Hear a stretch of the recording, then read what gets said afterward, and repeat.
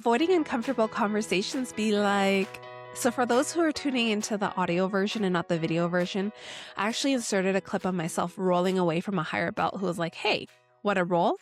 And I thought it was a humorous way to capture how uncomfortable conversations can actually trigger a similar response sometimes. It has actually taken years of therapy for me to not just default to avoiding uncomfortable conversations. If anything, it took an incident where I realized that I was actually struggling to confidently express my thoughts and assert my needs, and it ended up showing up as passive-aggressive comments. This led to the tension in my personal relationship continuing to build up very quickly, and then the internal tension continued to build up as well. And that's why I decided to see a therapist. Through that process, I discovered that a lot of my responses are actually rooted in my upbringing.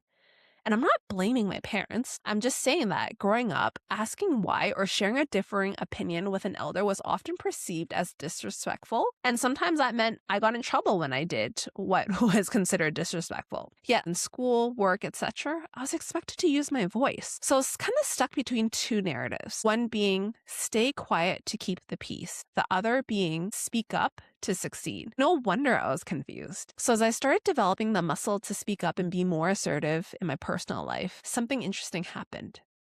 Not everyone responded the same. Some were defensive, some shut down, and others were quite intrigued and were welcoming of it. So whenever someone didn't respond in my favor, my anxiety actually spiked because I would get caught up in my thoughts, pondering between, where did I go wrong?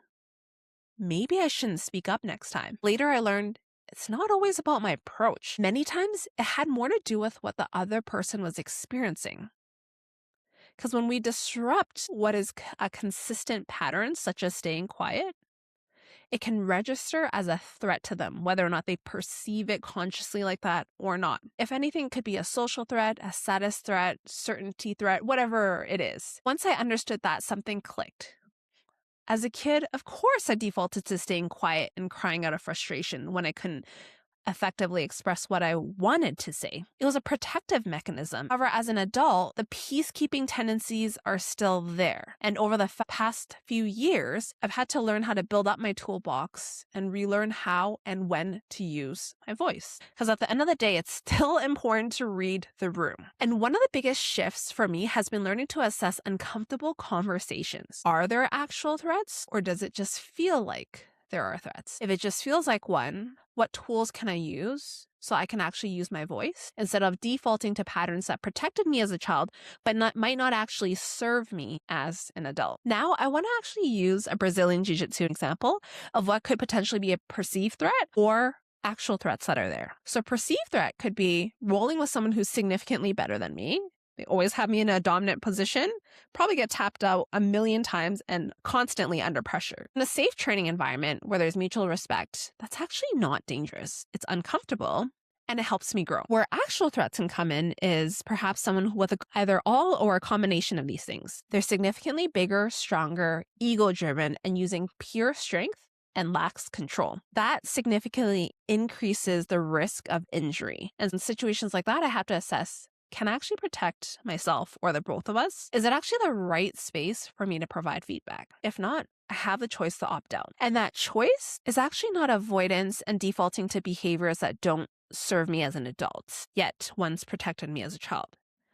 If anything, that's actually leveraging discernment. And sometimes if a role starts safe, but shifts into ego or recklessness, that's when it's on me to pause, regulate, and speak up. This is the part where I feel parallels with uncomfortable conversations the most. In the moments that I'm preparing for some of these conversations, I think about what is actually in my control. It's my tone, my clarity, my intention, how I regulate myself and my thoughts, which then influence my behaviors. And what's not in my control, their reaction, their defensiveness, their readiness. When I try to control the outcome or the reaction, this is where my anxiety actually spikes. But when I focus on regulating myself and my thoughts, I can actually lead with curiosity, empathy, and discernment, which makes it easier to meet the other individual where they're at. This shift actually helped me understand uncomfortable conversations aren't actually scary because they're hard in itself, but they're scary because it can actually activate protective mechanisms in either myself or others that we might not actually be aware of and